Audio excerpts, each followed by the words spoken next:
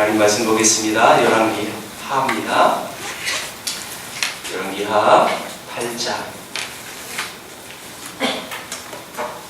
7절에서 15절 말씀 한 절씩 교독하겠습니다.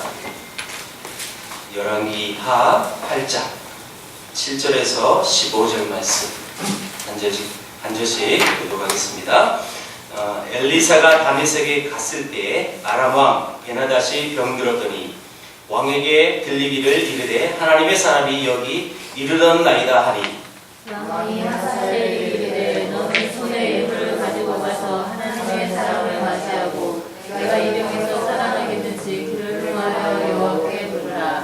하사엘이 그를 맞이하러 갈새 다메섹의 모든 좋은 물품으로 예물을 삼아가지고 낙타 40마리에 싣고 나아가서 그의 앞에 서서 이르되 당신의 아들 아람 왕 베나닷이 나를 당신에게 보내 이르되 나의 이 병이 낫겠나이까 하더이다 하니 엘리사가 이르되 너는 가서 그에게 말하기를 왕이 반드시 나으리라 하라. 그러나 여호와께서 그가 반드시 죽으리라 내게 알게 하셨느니라 하고 하나님의 사람이 그가 부끄러워하기까지 그의 얼굴을 쏘아보다가 우니 하사엘이 이르되 내 주여 어찌하여 오시나이까 하느니라. 대답하되 내가 이스라엘 자손에게 행할 모든 악을 내가 알미라. 내가 그들의 성에 불을 지르며 장정을 칼로 죽이며 어린아이를 내치며 아이들의 부녀를 가리라 하니 하사엘이 이르되 당신의 개 같은 종이 무엇이기에 이런 큰 일을 행하오리까 하더라. 엘리사가 대답하되 여호와께서 네가 아람 왕이 될 것을 내게 알게 하셨느니라 하더라.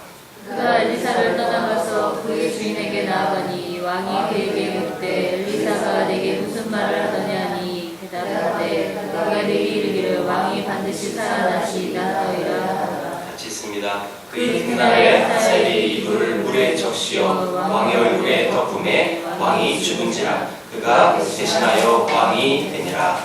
아멘. 오늘 제가 주보에는 1절에서 15절이라고 이렇게 했는데요. 맞습니다. 근데 왜 앞에 읽지 않았냐면 지난주에 우리가 1절에서 6절 내용을 보았습니다. 여러분 기억하십니까?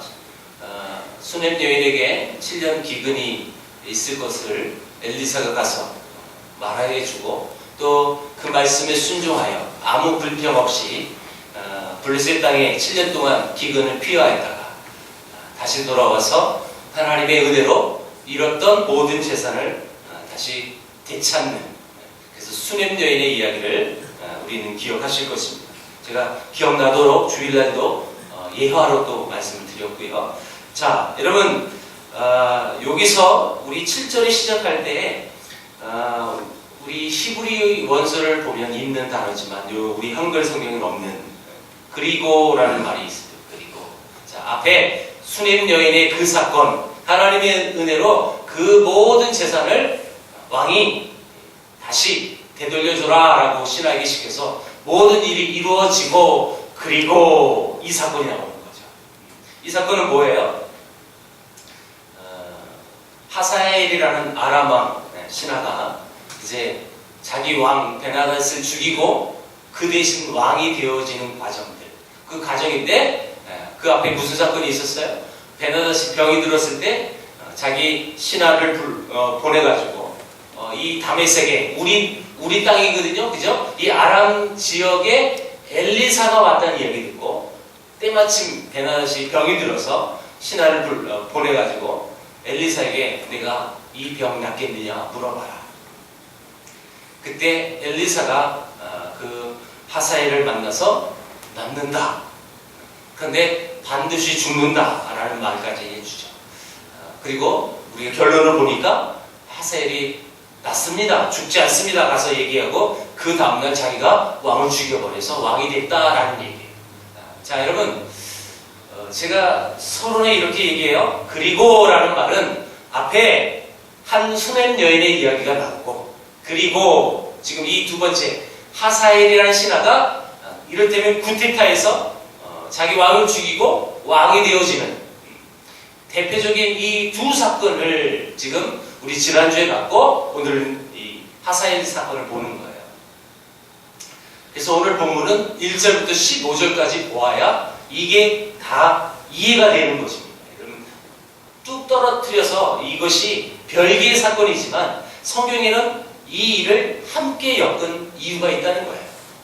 자, 먼저 앞에 우리가 얘기를 다 했지만 앞에는 수넴 여인, 믿음의 여인, 믿음의 사람의 이야기가 나왔고 뒤에는 사악한 남자, 하사헬이라는 사람이. 여기를 보면 앞사건과 뒷사건이 완전 대조적이에요. 제가 이런 불러드리는 이 말씀들을 생각해 보시면 완전히 반대되어지는 그런 내용들이 있을 것입니다. 자, 앞부분은 선지자가 주도해서 여인을 만났고, 그리고 그 선지자의 말을 들은 그 여인은 즉시 그 자리에서 신뢰했고, 그리고 그 말을 진실로 믿고 따랐습니다. 자, 뒤의 사건은 선지자가 한 게 아니라 왕이 시켜서 그의 신하가 갔습니다. 그리고 선지자의 말을 들었습니다. 빈정거립니다. 그리고 왕의 종이 또 선지자가 한 말을 가서 거짓을 구합니다. 반드시 살아날 것입니다. 여러분, 병으로 죽지 않는다고 했고, 그러나 다른 이유로 죽는다라는 말을 한 건데, 이 신하는 가서 반드시 삽니다라고 얘기했어요. 거짓말을 구한 거죠. 그리고 그 앞에 사건 여인은 믿음으로 또 순종하여 또 말씀에 순종해서 그 지역 블레셋에 7년 동안 와서 극적인 하나님의 은혜로 회복되어졌고, 그리고 이 뒤사건은 살인자가 왕을 죽이고 그 왕위를 찬탈하는 사건, 이렇게 대조적인 모습이 드러납니다. 자, 여기서 우리가 또 한 가지 살펴볼 것은 엘리사가 다메섹에 갔을 때라고 했는데, 다메섹은 아까 얘기했어요. 아람 지역입니다. 아람 지역. 여러분, 아람 군대, 옛날 우리 세계사 시간에 나온 아시리아, 여러분 그 당시 굉장히 강대국이었고요. 큰 도시였어요. 여러분 그 위에가 아람, 그 다음 아수르, 이제 역사가 계속 흘러가면서 여러 나라가 되어지는데, 다메섹은 이를테면 수도입니다. 수도. 여러분 요즘 뉴스에 가장 많이 나오는 중동 국가가 어디예요? 시리아죠. 시리아의 수도가 다메섹이지. 우린 절대 목사님이 거짓말하네요 라고 따지면 안 돼요. 뉴스에는 어떻게 나와요? 다메섹으로 나와요. 다메섹 뭐라고 그러죠? 다메스쿠스. 이렇게 나올 거예요. 지금 우리 성경 지명은 다메섹. 지금 우리가 호칭하는 이 언어하고 비슷하지만 정확히는 다르죠. 다메섹, 여기 수도예요. 자, 여러분 이 보세요. 이 다메섹에 지금 누가 갔어요? 엘리사가 갔어요. 왜 갔어요? 사마리아의 북이스라엘에 기근이 일어났으니까. 기근이 일어났으니까 하나님의 사람인 이 엘리사도 어쩔 수 없는 거죠. 기근이 일어났으니까 피할 수밖에 없다는 사실을 우리에게 보여줍니다. 그런데 이 사건을 우리가 달리 또 해석할 수도 있어요. 지금 하나님께서 자기의 종, 이 엘리사를 숨기시는 것은 곧 그 땅이 영적으로 기근을 만난 증거라고 우리는 또 해석할 수 있는 것입니다. 예를 들면 아합 시대, 여러분 아합 왕 시대는 북이스라엘이 가장 부강했던 시대였다고 얘기합니다. 역사가들에 의하면. 자, 그렇다면 나라의 힘도 있고요. 나라의 힘이 세면요, 영토가 그만큼 넓어지는 거예요. 왜냐면 그 모든 시대가 그랬거든요. 그 나라가 힘이 세면 이웃 나라를 쳐들어가서 땅을 뺏고 사람들을 데려오고, 그래서 조국을 받고, 이것이 역사예요, 역사. 그래서 그 아합 시대가 가장 부흥했을 때였을 거다라고 생각하는데, 반면에 영적으로는 가장 부패했던 시대가 또 그때였다는 거예요. 여러분, 영적으로 가장 쇠퇴했던 때라는 사실을 우리가 어떻게 알 수 있냐면, 하나님께서 그 땅에 가뭄을 주셨고, 그리고 하나님이 좀 엘리야를 숨기시고, 또 자기 많은 종들을 숨기셨어요. 바로 이 모습이 영적으로 기근이 되어지는 모습이에요. 사사시대의 타락에 대해서 사무엘상 3절엔 이렇게 기록하고 있습니다. 아이 사무엘이 엘리 앞에서 여호와를 섬길 때에는 여호와의 말씀이 희귀하여 이상이 흔히 보이지 않았더라. 여러분, 이게 당시 영적 기근 상태를 대표적으로 또 단편적으로 보여줄 수 있는 성경 구절이고, 에스겔서 7장 26절에 이렇게 기록되어 있습니다. 환난에 환난이 더하고 소문에 소문이 더할 때에 그들이 선지자에게서 묵시를 구하나 헛될 것이며, 제사장에게는 율법이 없어질 것이요 장로에게는 책략이 없어질 것이고. 여러분, 영적으로 기근이 되어질 때에 항상 따라오는 것이 뭐냐면 하나님의 말씀이 그 땅에 없다는 거예요. 하나님의 종이 떠날 수밖에 없다는 것은 그 땅에 하나님의 말씀이 없다라고 볼 수가 있는 거죠. 오늘날도 마찬가지죠. 하나님의 백성들이 이 부분을 제대로 알지 못하면 그냥 풍요로움으로 찾아오는 풍요가 그게 다가 아닌데, 풍요 속에 분명히 영적으로 우리가 기근이 있음에도 불구하고 그 영적 기근을 바라보지 못하면서 육체적으로 풍요로운 그것으로 만족하고 살아가요. 이것에 우리가 좀 민감해야 될 것 같습니다. 하나님 말씀 대신 이 물질의 축복이 그것이 우리가 우선순위가 되어지고, 하나님의 말씀 대신 인간이 우상이 되어지고 또 담임 목회자가 우상이 되어지며, 그렇게 되어지는 것은 반드시 문제가 되어집니다. 사람은 하나님 말씀 대신 그 자리에 설 수 없습니다. 너무너무 안타까운 일들이 너무 많아요. 우리 주위에 하나님의 말씀, 하나님의 권위, 이것이 우선순위가 되어져서 하나님의 교회들이 든든히 세워져 나가야 되는데, 그렇지 못한 경우의 수가 너무 많아요. 그건 어떤 직분자를 갖고 있는 그 상관없더라고요. 목사, 장로, 권사, 집사 상관없어요.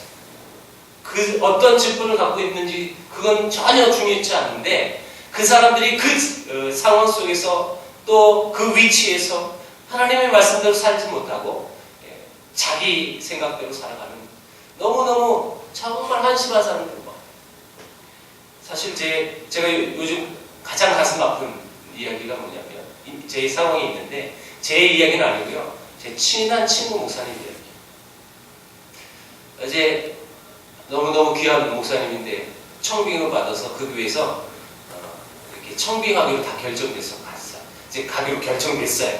이제 교회에서는 다 결정해서 이 목사님을 모시러 오는데, 그 교회에 소속된 노예 정치 목사들이 그것을 허락하기 위해서는 노예가 허락을 해야 가능한 거예요.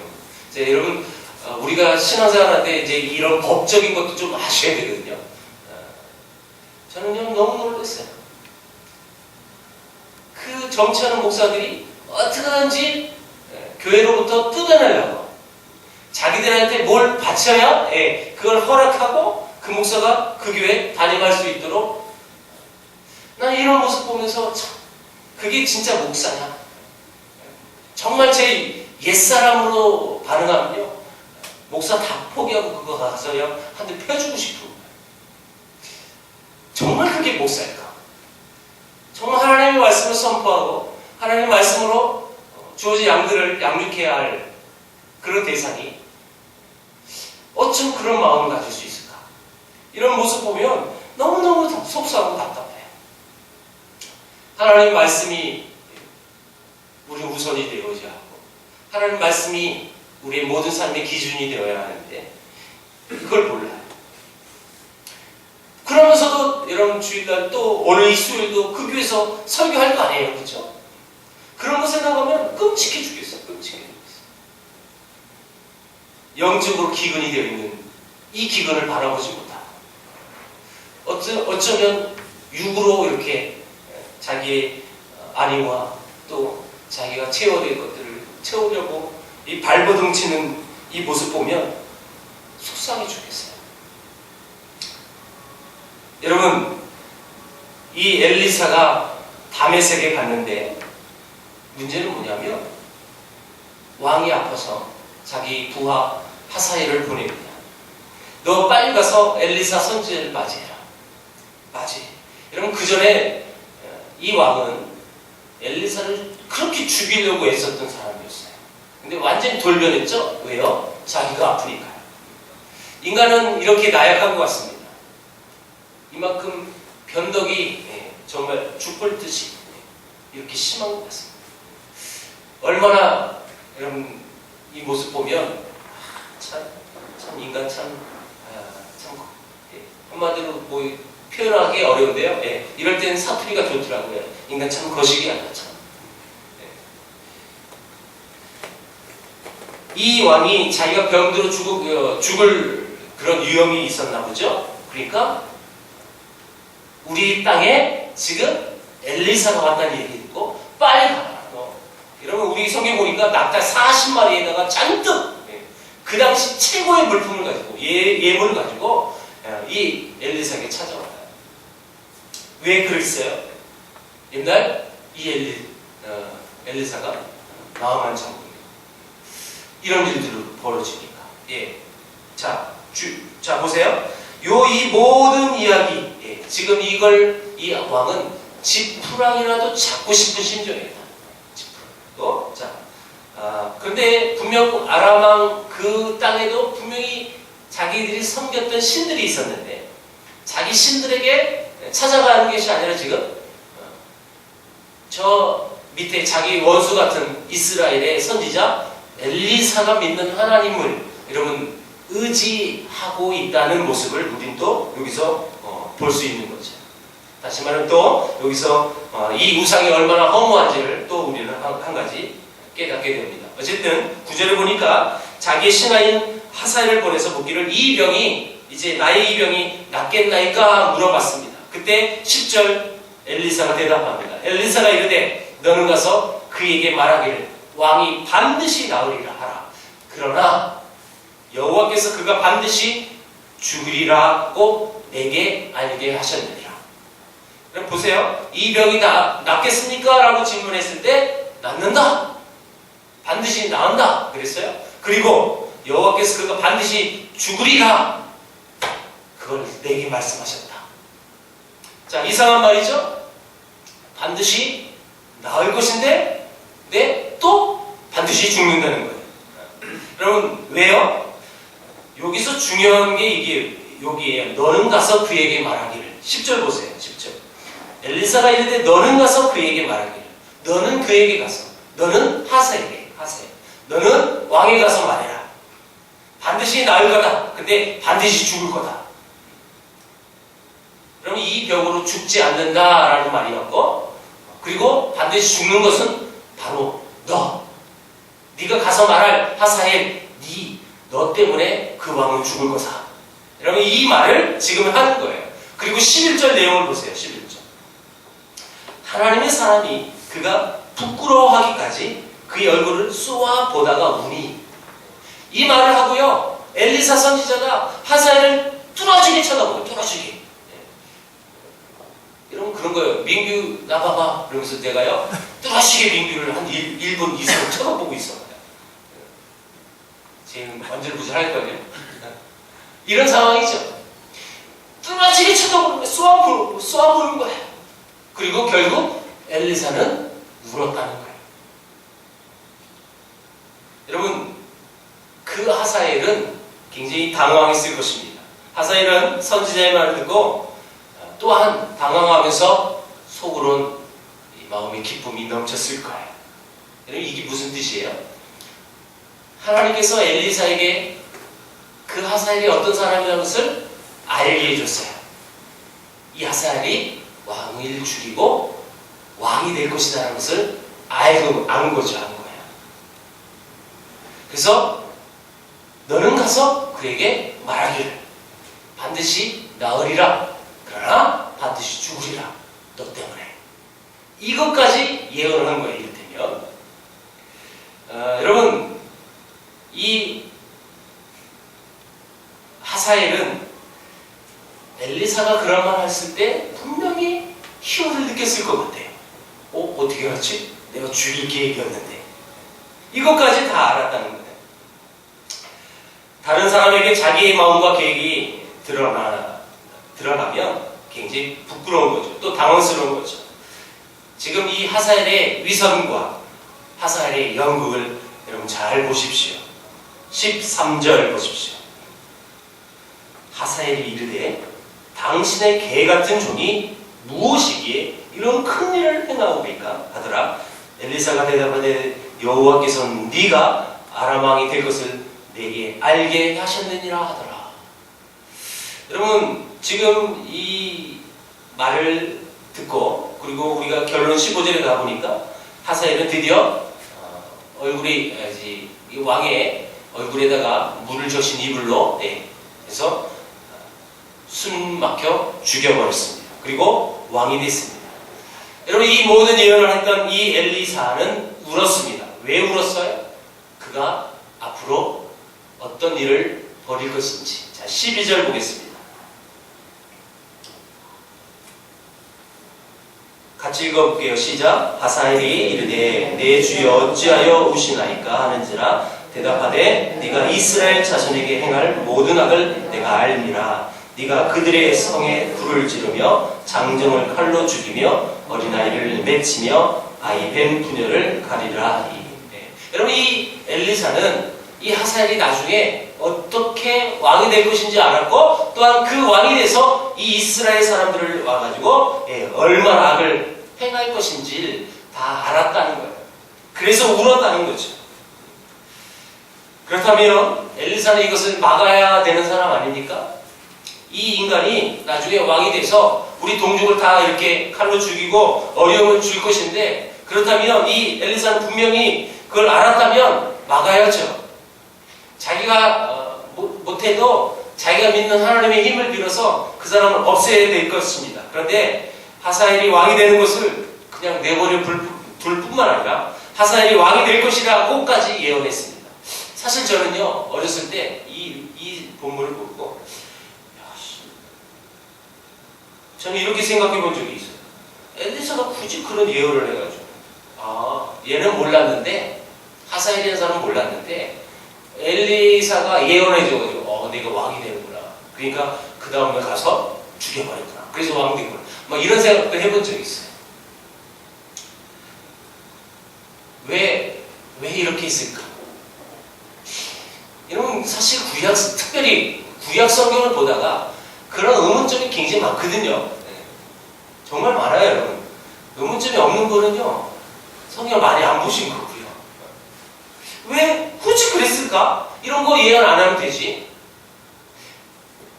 여러분, 제가 이제 몰랐을 때 들었던 생각이고요. 오늘 결론적으로 왜 하나님은 앞에 이 수냄 여인의 이야기와 더불어 그리고 이 하사엘 얘기를 왜 굳이 이 열왕기하 8장에 기록했을까? 그러면 이런 것들을 따로따로 생각하니까 그 사건의 전말을만 보고 그것만 이해하려고 하고 그것만 생각하니까 성경의 전체적인 또 이 말씀을 통해서 우리에게 주실 하나님 그 메시지를 잘못 이해할 때가 많더라는 거죠. 여러분, 제가 그래서 앞에 이야기를 오늘 서론에 둔 것은 그 수냄 여인 사건, 그리고 이 하사엘의 이 모든 이해되지 않는 왜 이런 것까지 하셨을까? 굳이 이런 예언을 할 필요도 없는데, 그렇죠? 그리고 알았다면 하나님 막으셔야죠. 왜 막지 않고? 여러분, 이 모든 결론이 앞의 사건의 결부가 되어 있습니다. 우리 4절에서 6절을 보겠습니다. 4절에서 6절 같이 읽어볼게요. 시작. 그때의 왕이 하나님의 사람의 사환 게하시와 서로 말하며 이르되 너는 엘리사가 행한 모든 큰 일을 내게 설명하라니, 게하시가 곧 엘리사가 죽은 자를 다시 살린 일을 왕에게 이야기할 때에 그 다시 살린 아이의 어머니가 자기 직과 전토를 위하여 왕에게 호소하는지라. 게하시가 이르되 내 주 왕이여, 이는 그 여인이요 저는 그의 아들이니 곧 엘리사가 다시 살린 자이니이다 하니라. 왕이 그 여인에게 물으며 여인이 설명한지라. 왕이 그를 위하여 한 관리를 임명하여 이르되 이 여인에게 속한 모든 것과 이 땅에서 떠날 때부터 이제까지 그의 밭의 소출을 다 돌려주라 하였더라. 앞에는 정말 기가 막힌 타이밍 속에 하나님의 사람을 통하여 하나님의 메시지를 듣고 한 수냄 여인은 그 말씀에 아무 불평 없이 여러분 순종했어요. 순종하고 돌아왔어요. 근데 그 모든 자기 재산이 다 뺏겼습니다. 다른 사람 다 가져갔습니다. 해필 그때 왕께서 게하시에게 야, 어떻게 그 전에 무슨 일이 있었어? 다 물어봤더니 그때 또 때마침 게하시가 이런 일이 있었습니다. 수넴 여인이 이렇게 아들을 낳게 그리고 그 아들이 죽고 그 길에서 살아나서 다 얘기를 했습니다. 그때 이 여자가 왔어요.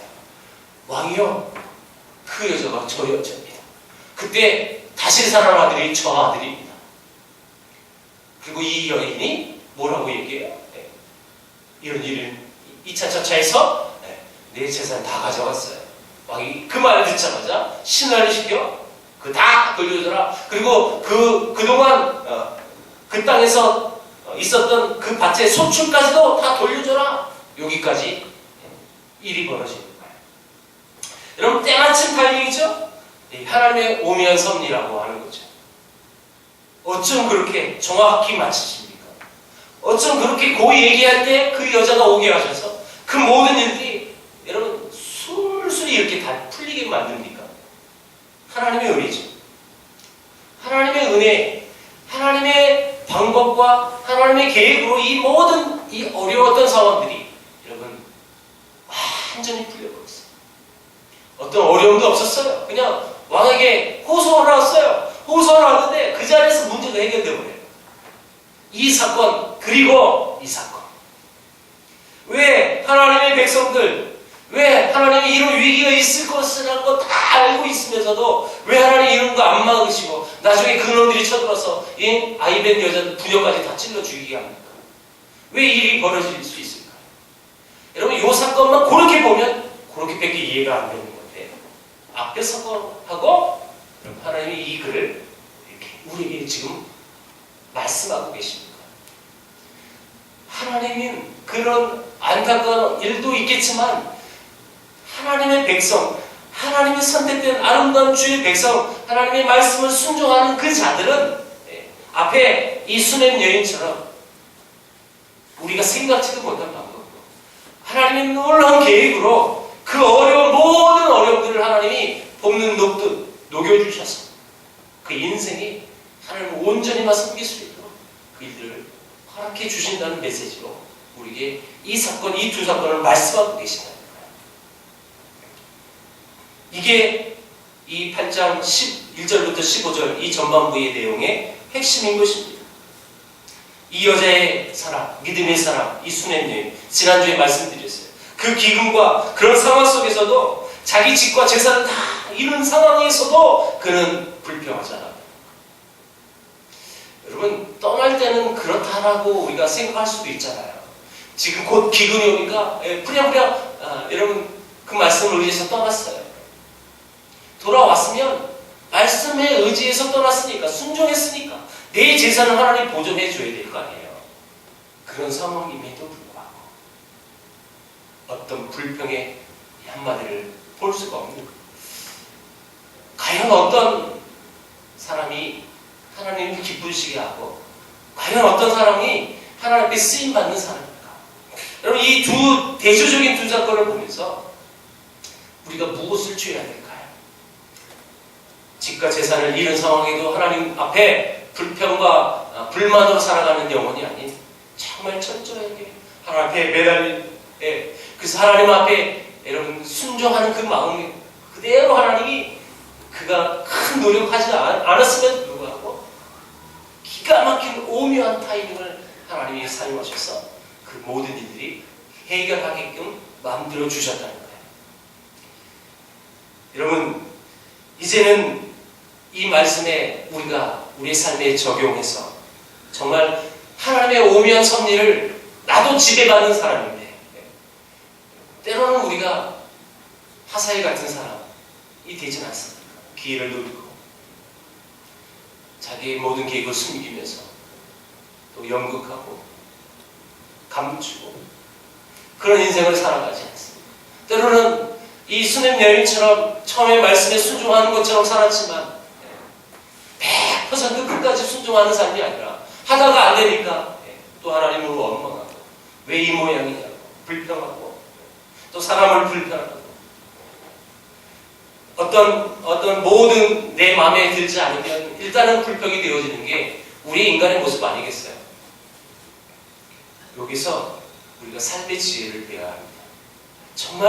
정말 우리가 하나 앞에 쓰임받고 정말 믿음의 사람으로 또 모든 사람에게 그 신앙의 롤 모델이 될 수 있을 만큼의 삶을 살아가려면 바로 이거라는 거예요. 끝까지 하나님 앞에 불평하지 않고 끝까지 하나님 앞에 감사하며 인생을 살아가는 것.